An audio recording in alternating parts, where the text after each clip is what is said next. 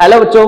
तो आज हम चैप्टर स्टार्ट करना जा रहे हैं अपनी माइक्रो इकोनॉमिक्स की रिवीजन की सीरीज हम स्टार्ट कर रहे हैं, जिसमें हम माइक्रो इकोनॉमिक्स के सारे चैप्टर धीरे धीरे करके फर्स्ट टर्म के लिए क्या करेंगे, रिवीजन करेंगे। तो आप चैनल से जुड़े रहिए, अगर आपको बहुत अच्छा कंटेंट मिलेगा। और हम क्विक रिवीजन भी सीरीज लाएंगे, जिसमें हम वन शॉट में बहुत अच्छे तरीके से आपको मैं पूरा सिलेबस अच्छे तरीके से कवर कराऊंगा। तो आज जो हम चैप्टर स्टार्ट करने जा रहे हैं वो इंट्रोडक्शन ऑफ माइक्रो इकोनॉमिक्स है, कि भैया माइक्रो इकोनॉमिक्स में क्या है ये हम समझेंगे क्या होता है। अब बात करते हैं, सबसे पहले माइक्रो इकोनॉमिक्स को समझने से पहले थोड़ा इकोनॉमिक्स के बारे में समझते हैं कि व्हाट इज इकोनॉमिक्स। इकोनॉमिक्स क्या होता है? बच्चों को बड़ी कंफ्यूजन होती है कि भैया इकोनॉमिक्स क्या होता है, कैसे करते हैं हम, क्या होता है। तो इकोनॉमिक्स जो है वो दो वर्ड से मिलकर बना है, एक eco, ecos, and second one is nomics. इसको हम ग्रीक वर्ड में इकोस इस तरीके से लिखते हैं, लेकिन इको ये बोला जाता है, इसका मतलब होता है मनी, ठीक है। और नॉमिक्स का मतलब होता है मैनेजमेंट,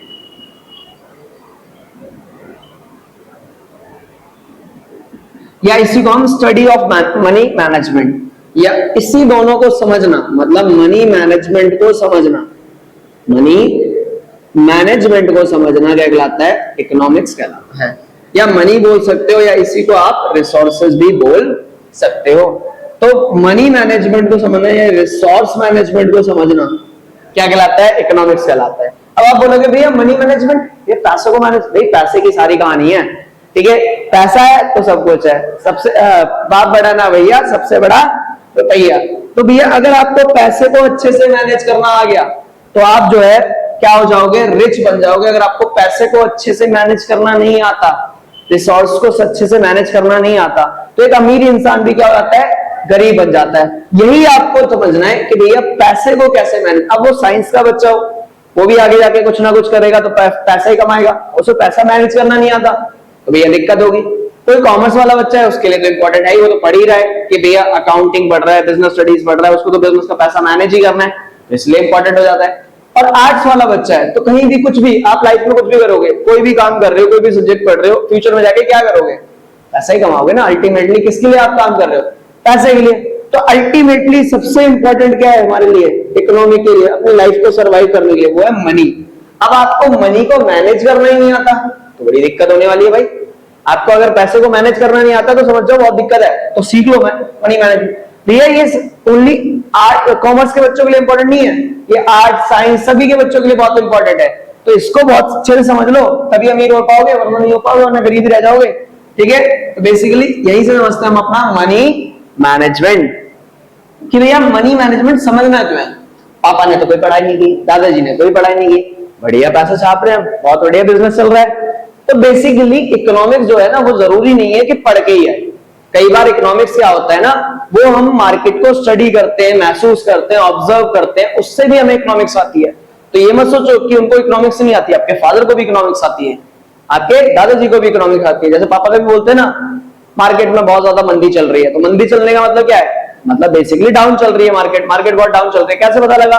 उन्हें ऑब्जर्व करके पता लगा। लेकिन अगर आप इन चीजों को पहले ही पढ़ लोगे तो मतलब ट्रेंड आने से पहले, मार्केट में वो सिचुएशन आने से पहले आप उसको क्या कर लोगे?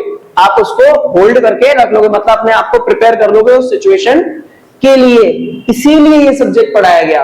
इस सब्जेक्ट के जो इकोनॉमिक्स लिखी थी वो लिखी थी आपके एडम स्मिथ ने। बेसिकली और भी इकोनॉमिस्ट थे, लेकिन प्रॉपर तरीके से एडम स्मिथ ने एक बुक लिखी अपनी, an inquiry about the an inquiry about the wealth of nation। इन्होंने एक बुक लिखी, an inquiry about the wealth of nation। इसमें इन्होंने डिफाइन किया कि हमारे देश में, एक हमारे देश कंट्री के जहां के थे, बेसिकली ये आपके प्रोफेसर थे, इन्होंने बेसिकली ये कैलकुलेट किया कि सबसे पहले हमें ये कैलकुलेट करना है कि हमारे देश में वेल्थ कितना है, मतलब पैसा कितना है, ठीक है। और उन्होंने बोला with the optimum utilisation of these wealth, optimum utilisation of these wealth, we are a richest country, we are a powerful country, powerful country. हम क्या बन जाएंगे, पावरफुल कंट्री बन जाएंगे अगर इन रिसोर्सेज को अच्छे से यूज कर लिया। आप सिंपल सी बात है, अगर आप अपने पैसे को सही तरीके से यूज कर लोगे तो आप कल रिच बन जाओगे। रिचनेस से ही क्या आती है, पावर आती है। आप अमीर हो तो आपकी पावर है, आप अमीर नहीं हो, आपके पास पैसा नहीं है तो आप अमीर पावरफुल नहीं बन सकते, कहने का मतलब है। और आज वही कंट्री सबसे पावरफुल है। तो बेसिकली ये अमेरिका ने ये पॉलिसीज क्या करी, अडॉप्ट करी, and America become a economic power in the world. America क्या बन गया, इकोनॉमिक पावरफुल बन गया, मतलब पैसों में सबसे पावरफुल कंट्री बन गया। कली पावरफुल,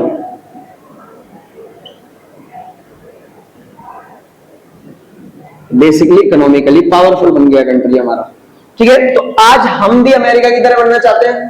ठीक है, अब बात करेंगे भैया उसके लिए तो हमें इकोनॉमिक्स को समझना पड़ेगा। अब बात करते हैं कि भैया क्यों सीखना है फिर मनी मैनेजमेंट। तो एक एग्जांपल लेते हैं, आपको मानो पॉकेट मनी मिलता होगा, पापा से मिलता है ना, बोल रहे भैया यही तो कहानी है, नहीं मिलता। अरे कोई बात नहीं, जिनको नहीं मिलता है वो भी समझ लो, थोड़ा बहुत तो पैसा मिलता ही होगा। आप इसको कहां कहां यूज कर सकते हो, हाँ जी बताइए। तो आप क्या बोल रहे हो, आप पार्टी में, सबसे पहले तो पार्टी आने वाला है, आप शॉपिंग में, आप ट्रैवलिंग में, आप मूवीज में। भैया किसी ने बोला मूवीज देख के जा सकते हैं, कोई बोल रहा है भैया हम बुक्स में इन्वेस्ट कर सकते हैं, हम इन्वेस्टमेंट कर सकते हैं। ऐसे तो इन्वेस्टमेंट 1 रुपए से भी हो जाती है भाई, ध्यान रखना, इन्वेस्टमेंट कर सकते हैं। तो आप कुछ भी कर सकते हो, मतलब अपने पैसे को कहीं भी यूज कर सकते हो, और आप सेविंग भी कर सकते हो। एक बच्चे ने बोला सेविंग, तो आप इतने सारे काम कर सकते हो। क्या ये सारे काम एक साथ कर लोगे, 1000 रुपए में कर लोगे? नहीं। तो भैया आपको ये डिसाइड करना है कि ये पैसा मैं पार्टी में उड़ा दूं, तो ट्यूशन फीस, हाँ ट्यूशन फीस भी लिखी, वो तो भैया सबसे एंड में देते हैं बच्चे। तो भैया ये आप काम कर सकते हो, लेकिन आप 1000 रुपए हर जगह थोड़ी यूज कर पाओ। तो रिसोर्सेस तो क्या है आपके पास, पैसा क्या है, लिमिटेड। तो आप यहां से क्या क्रक्स निकालते हो, रिसोर्सेज आर लिमिटेड। रिसोर्सेज क्या है, लिमिटेड है। दूसरा पॉइंट, भैया बहुत सारा मन है, और ये तो मैंने बस बोर्ड पे लिखे हैं, वरना आप अपने अंदर देखना क्या क्या करने का मन है। भैया स्काई डाइविंग करनी है, ठीक है भैया, राफ्टिंग करनी है, यहां जाना है, वहां जाना है, ठीक है भैया, दोस्तों के साथ ये पार्टी करनी है, बर्थडे आने वाला है, ये सब वो सब। तो बहुत सारी आपकी वांट्स है, और वांट्स कभी खत्म होने वाली नहीं है, ध्यान रखना। तो wants are unlimited, wants are unlimited, wants क्या है आपकी, अनलिमिटेड है। तीसरा पॉइंट, भैया एक रिसोर्स है 1000 रुपए, देखो कितने मल्टीपल यूजेस हो गए इसके। तो हर एक रिसोर्स के क्या होते हैं, बहुत सारे मल्टीपल यूजेस होते हैं। रिसोर्सेज हैव ऑल्टरनेटिव यूजेस, कि हर एक वस्तुओं के विभिन्न प्रयोग संभव है। ठीक है, तो भैया ये आपके बेसिक प्रॉब्लम है, जिसकी वजह से हमें क्या पढ़नी पड़ रही है, ये नया सब्जेक्ट्स पढ़ना पड़ रहा है, जिसको हम बोलते हैं basic problem of economics. Basic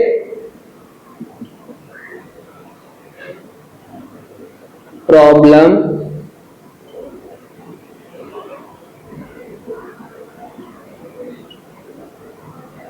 of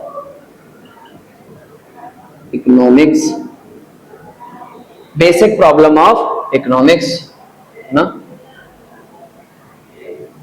ठीक है, बेसिक प्रॉब्लम ऑफ इकोनॉमिक्स। तो ये हमारी होती है बेसिक प्रॉब्लम ऑफ इकोनॉमिक्स। तो ये होता है resources are limited, wants are unlimited, and resources have alternative uses. तो आपके पास पैसा लिमिटेड है, और आपकी इच्छाएं बहुत सारी हैं, बहुत कुछ करना चाहते हो, ठीक है, दोस्त को पार्टी देना चाहते हो, या किसी को जो है आप गिफ्ट देना चाहते हो। तो बेसिकली वांट्स आपकी बहुत सारी हैं और रिसोर्सेज लिमिटेड हैं। तो भैया आपको यही डिसाइड करना है कि पैसा कहां खर्चा किया जाए और कहां खर्चा नहीं किया जाए। और इसी को समझने के लिए आपको क्या पढ़ना पड़ेगा भैया, यही बेसिक प्रॉब्लम है, इसीलिए हम क्या पढ़ रहे हैं, इकोनॉमिक स्टडीज पढ़ रहे हैं, इकोनॉमिक स्टडीज, ये आपके सब्जेक्ट का नाम है कि इकोनॉमिक्स कैसे मनी को मैनेज किया जाए, मनी मैनेजमेंट। नोट डाउन करिए इसको, फिर आगे बढ़ते हैं मनी मैनेजमेंट के बारे में। चलिए बेसिकली हम जो है इकोनॉमिक्स को समझते हैं कि इकोनॉमिक्स क्या होता है। फिर इकोनॉमिक्स को समझने के लिए कि हम यह मनी मैनेजमेंट समझना है, तो मनी मैनेजमेंट को बहुत अच्छे तरीके से समझने के लिए हमने इकोनॉमिक्स को दो पार्ट में डिवाइड, एक को बोला गया माइक्रो इकोनॉमिक्स और second one is macro economics.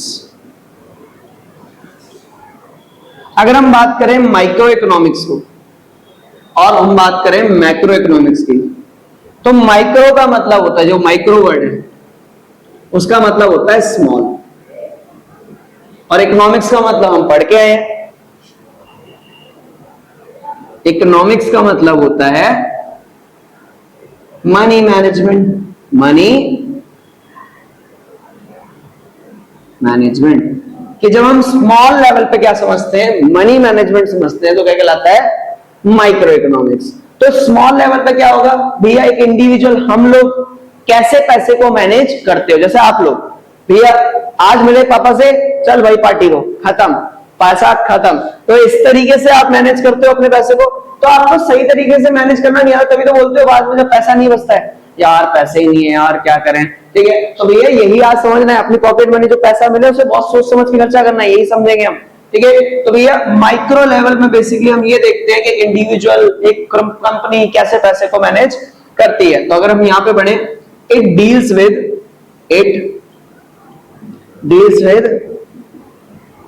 Individual, ये किससे डील करता है, इंडिविजुअल से, एक यूनिट से। लेकिन हम बात करें भैया मैक्रो की, मैक्रो वर्ड का मतलब होता है लार्ज। क्या मतलब होता है, लार्ज। और इकोनॉमिक्स का मतलब तो आपको पता ही है, इकोनॉमिक्स का मतलब होता है मनी मैनेजमेंट। तो बेसिकली जब हम बड़े लेवल पे मनी मैनेजमेंट समझते हैं तो वो क्या कहलाता है, मैक्रो इकोनॉमिक्स। जैसे भैया मोदी जी कैसे पैसे को मैनेज करते हैं, बेसिकली पूरी गवर्नमेंट, पूरा देश, जैसे आप लोग घर के पैसे को मैनेज करते हो वैसे मोदी जी भी पूरे देश के पैसे को मैनेज करते होंगे। तो पूरे कंट्री लेवल पे कैसे पैसे को मैनेज किया जाता है, तो इट डील्स विद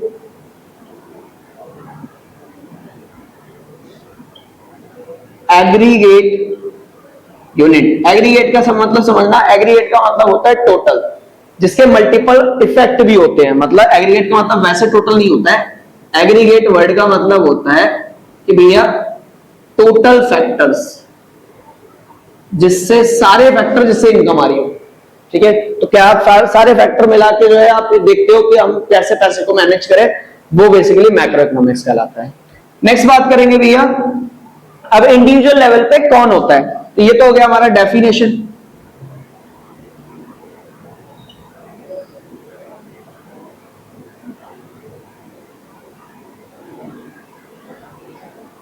डेफिनेशन। अब बात करते हैं भैया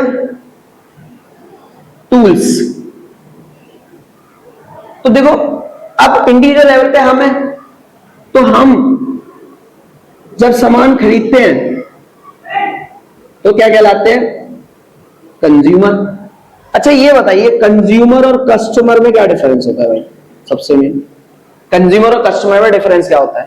कंज्यूमर वो होता है, हिंदी में से बोलते हैं उपभोक्ता, और इसे बोलते हैं क्रेता, खरीदने वाला।